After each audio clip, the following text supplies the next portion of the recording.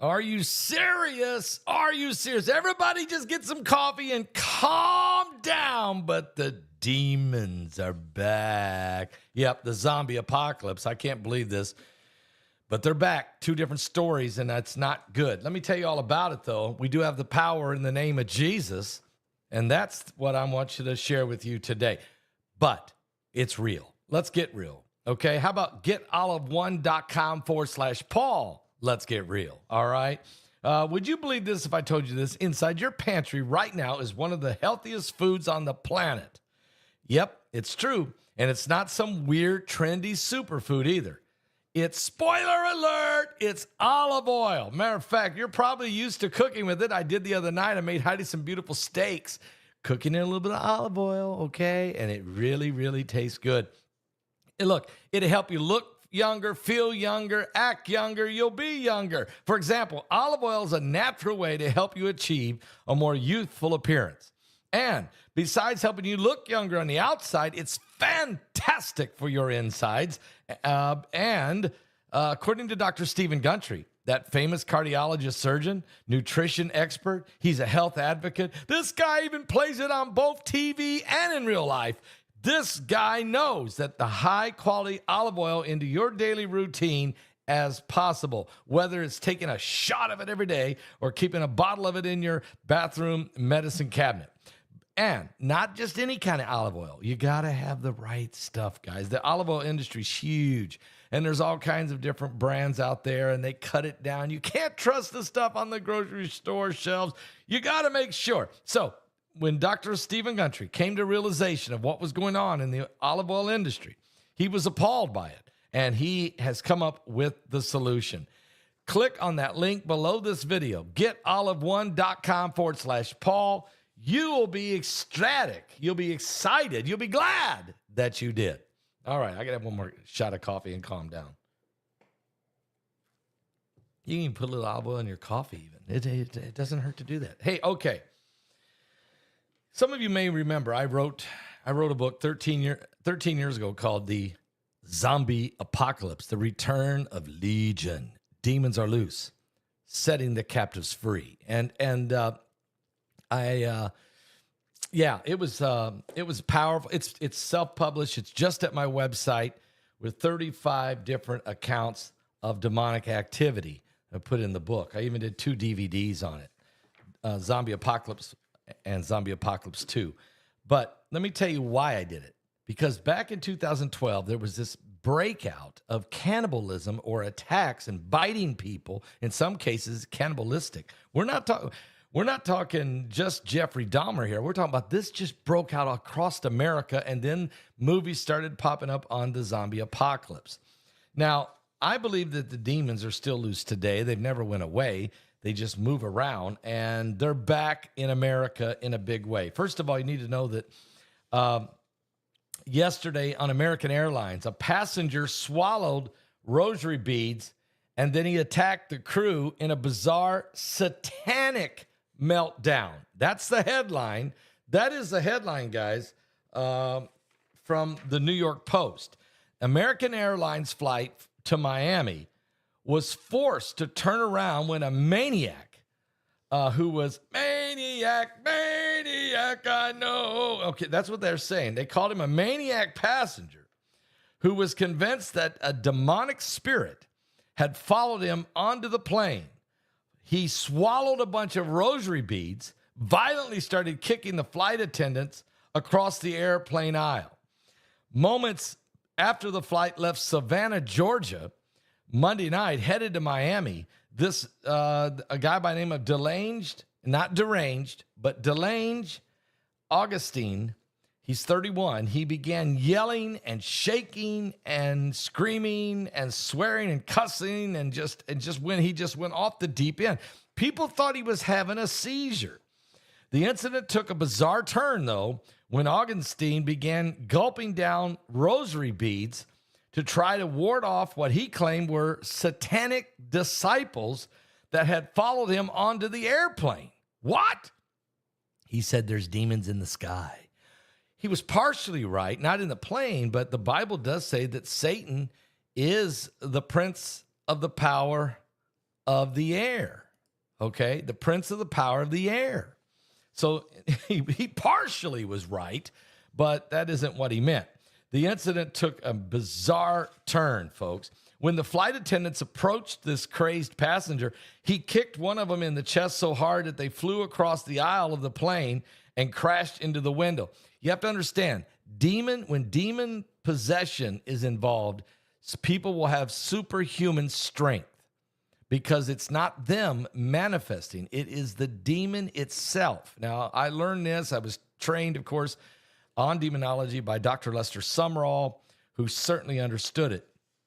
I've taught on it before, and I've been involved in praying for some people who I thought might have been, but I mainly just was trained on it or taught about it by Dr. Sumrall.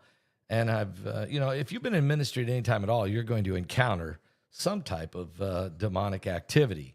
Matter of fact, if you're anybody, if you've ever been anywhere, you're going to eventually, at some point, encounter something that is demonic or somebody.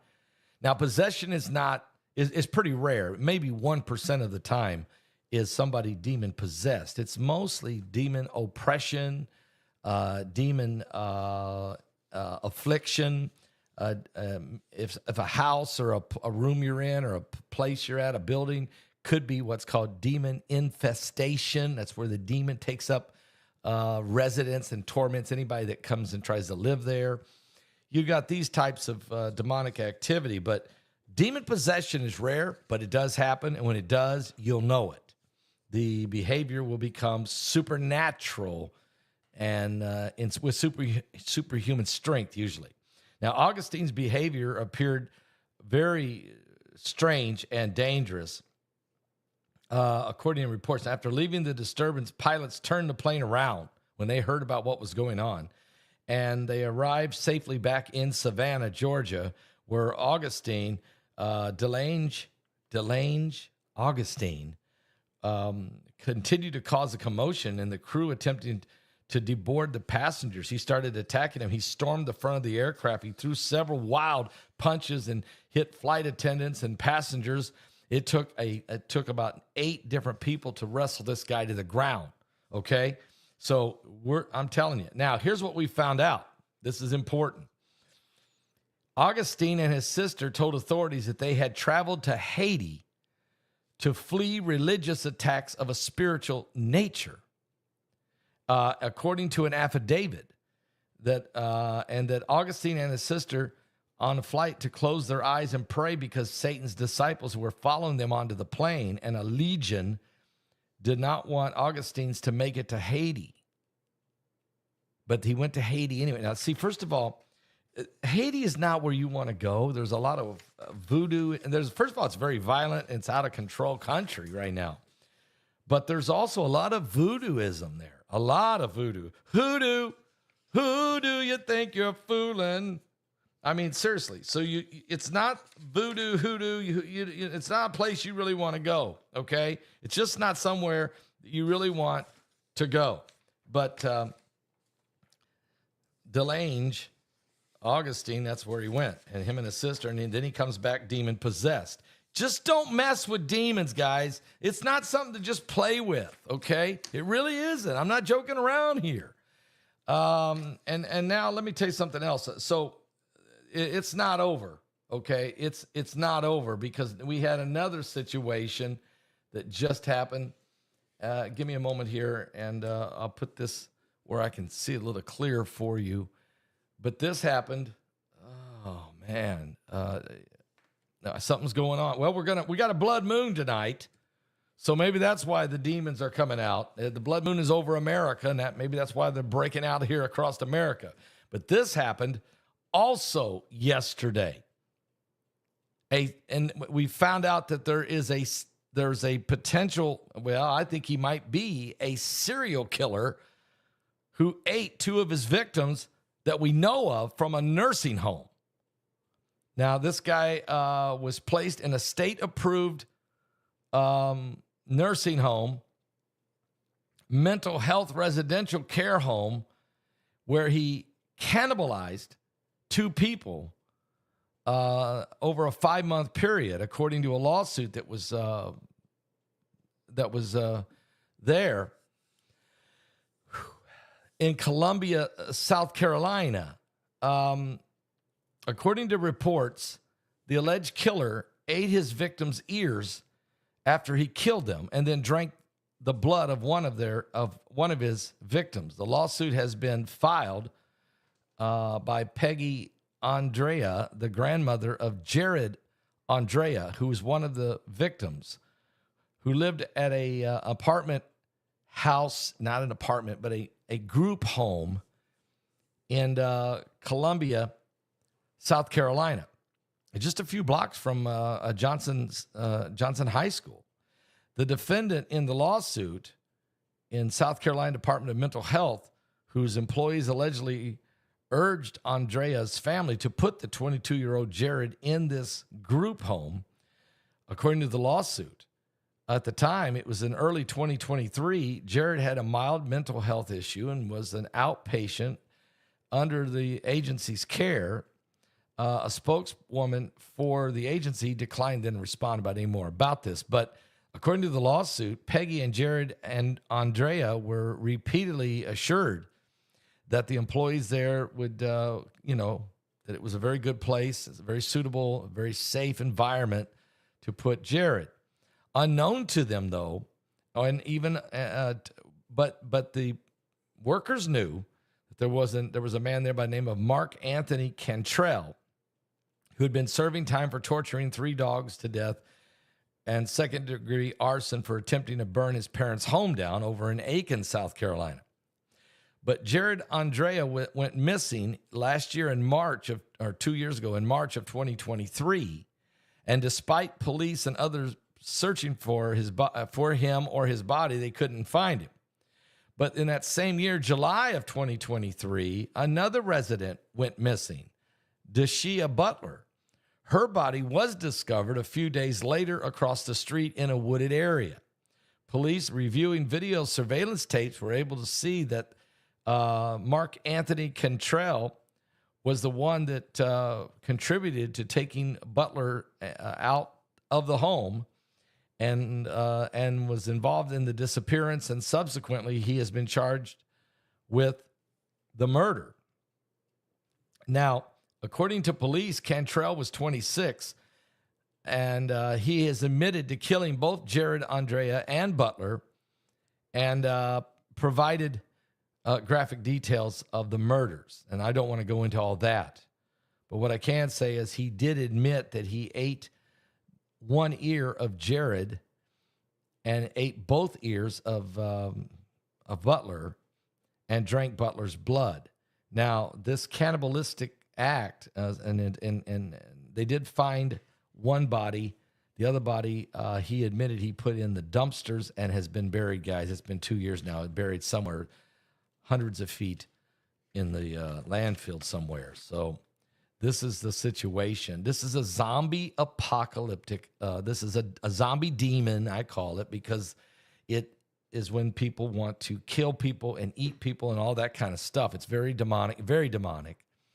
So you have 2 different accounts. You have the guy on the plane who obviously was having a demonic manifestation, and he even said that demons were after him after going to Haiti. And then you have the other situation where you have a person who's killing and eating people or eating parts of them, drinking their blood and that kind of stuff. Very satanic, very demon-possessed individual as well. So here we are on a blood moon tonight.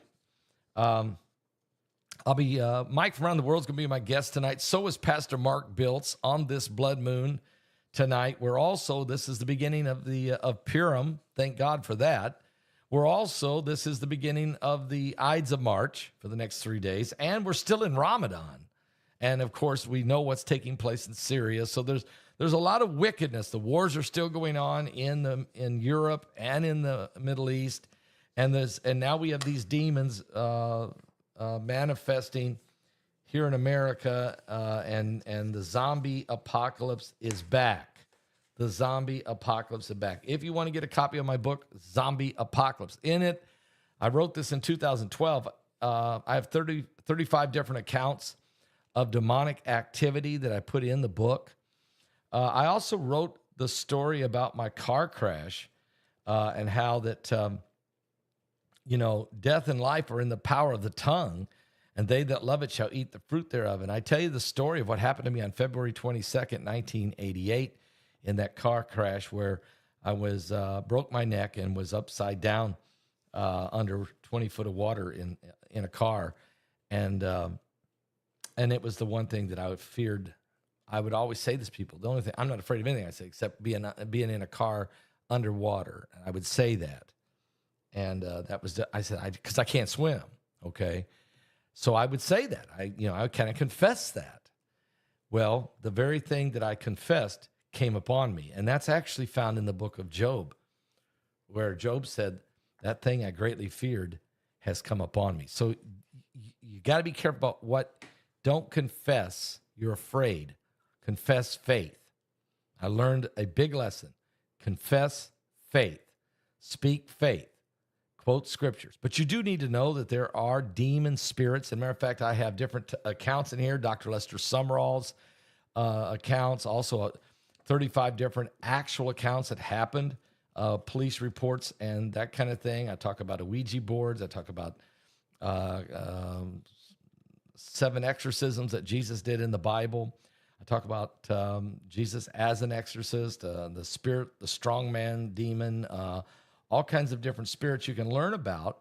And I have tons of scripture on how you overcome them. So it's a great little book. You can get it at my website at paulbegleyprophecy.com. I also have 2 DVDs there. One is called Zombie Apocalypse. The other one's called Zombie Apocalypse 2, okay? And so it's all available at my website. Just check it out. Go to paulbegleyprophecy.com.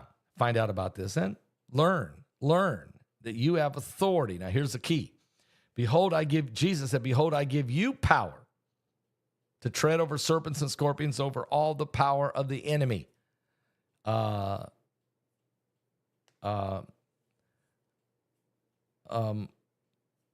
did I escape? Oh, Gina wants to know how I escaped. Well, I escaped because upside down, underwater, 20 feet, I cried out. I saw my whole life flash in front of me. I cried out to Jesus to save me. I said those words, Jesus, save me. And when I did the seatbelt, which was jammed, and I was hanging upside down underwater, and the car was filling up. So I was already, my head was underwater. My feet were up this way. When I cried out, Jesus, save me, the buckle unsnapped. And then I turned around. I went to the floorboard. I got a gulp of air. And it's pitch black because it was, I'm underwater at night in a very deep, muddy ditch that was in February. And it was 12 degrees that morning. And I'm feeling around in the dark, and I feel that the window on my because I wasn't driving, and I feel the passenger windows out. And so I try to get out this window, and all of a sudden something grabbed me underneath my arms, and I shot straight up to the surface. And I look, it was the Lord. I called out to Jesus, and He saved me. That's what happened. I never seen an angel, but somebody, an angel, somebody saved me. And all I can do is I should have been dead. Plus my neck was broke. And I didn't know that till after I got out of and got the other guy out. We got out and we walked a half a mile. It's a great story. You need to read it. It's in the book. And then once I get to the hospital, I find out when I'm x-rayed and everything, I have a broken neck. And it took me 19 months of physical therapy, actually. But this is the supernatural power of God. That's right. It was God. And I cried out to Jesus, and He saved me. And He'll save you too.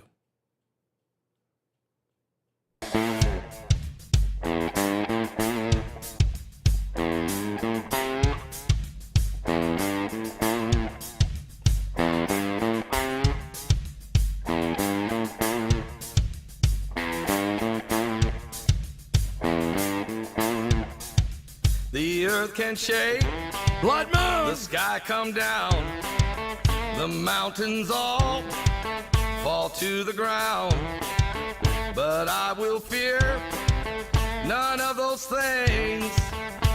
Shelter me, Lord, underneath your wings. Dark waters rise, the thunder pounds, the wheels of war are going round, and all the walls are crumbling.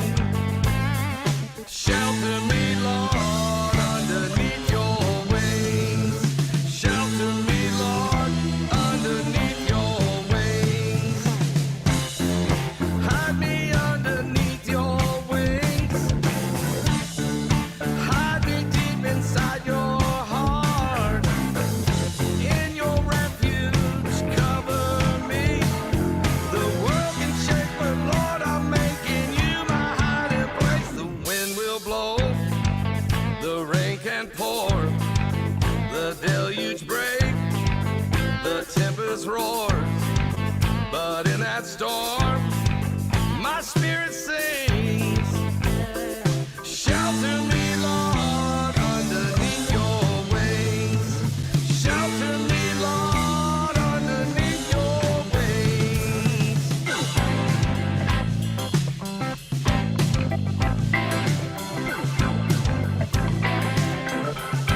Are you serious? Something biblical's going on with the signs of the second coming of Christ.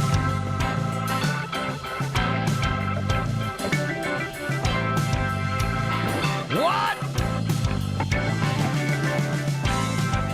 Everybody get some coffee and calm down. Psalms 91. Pray that prayer every day. Have victory in Christ. Hide me underneath your wings. Hide me deep inside your heart. In your refuge, cover me. The world can shake, but Lord, I'm making you my hiding place. Now on that day, you call for me. Someday when time no more shall be, and I say, death, where is your sting? Shelter me, Lord, underneath your wings. Shelter me, Lord, underneath your wings. Come on, somebody. Tonight's going to be an epic broadcast with Mike from around the world. Pastor Mark builds Mike from around the world. It's a blood moon tonight. The signs of the second coming of Jesus Christ are everywhere. Demons are loose, wars, rumors of wars, earthquakes, wildfires. An unbelievable storm is coming across America. It's insane. Hide me underneath your wings. Hide me deep inside your heart. In your refuge, cover me. The world can shake, but Lord, I'm making you my hiding place. Now on that day, you call for me. Someday when time no more shall be. Well, I say, death, where is your sting? Where is your sting? Shelter me, Lord, underneath your wings. Shelter me, Lord, underneath your wings. Shelter me, Lord, underneath your wings.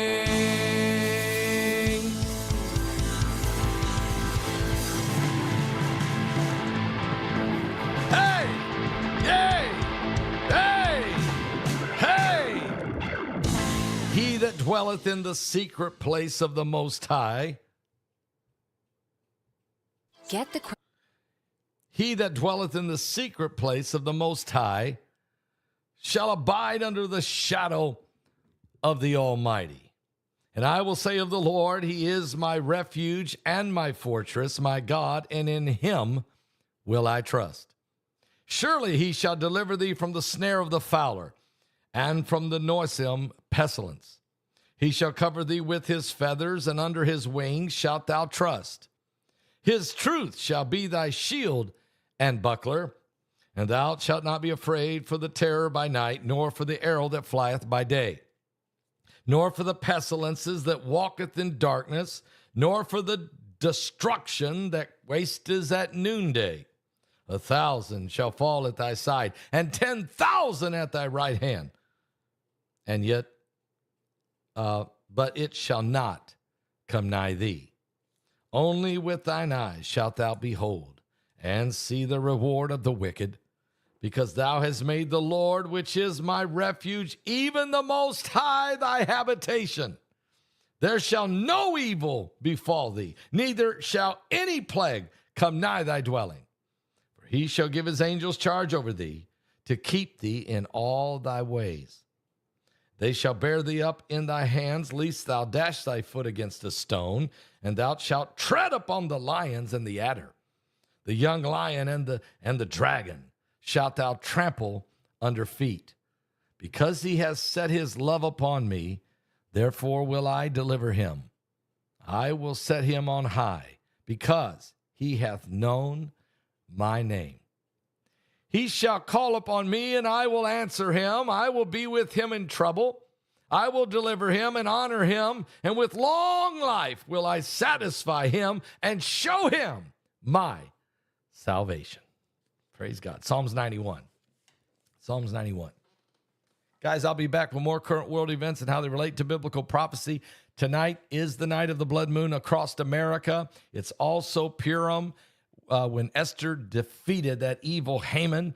It's also in the Bible, of course. It's also Ramadan, and it's also the beginning of the Ides of March. All of it happening while a storm is raging across America, and demons are loose as well.